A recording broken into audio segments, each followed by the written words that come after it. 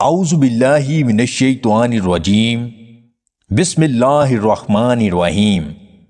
تمام دیکھنے اور سننے والے ناظرین کو میری طرف سے السلام علیکم۔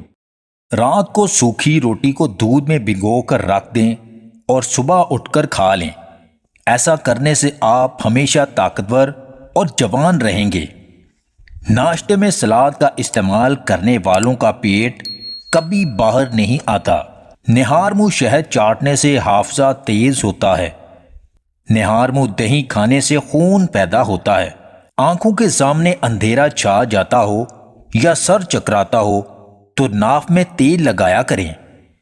پودینہ ہاضمے کے لیے بہت مفید ہوتا ہے اور چہرے کے داغ دھبوں کو ختم کرتا ہے۔ ثابت دھنیا کی چائے بنا کر پینے سے معدے کی جلن دور ہو جاتی ہے۔ شہد کو سرکے میں ملا کر کھا لیں، آپ کے دانت ہمیشہ مضبوط رہیں گے۔ صبح خالی پیٹ سیب کھانے سے درد شقیقہ سے نجات مل جاتی ہے۔ اس بگول کا چھلکا دودھ میں شامل کر کے پینے سے دل کو طاقت ملتی ہے۔ زیادہ لسی استعمال کرنے سے جوڑوں کے درد میں اضافہ ہوتا ہے۔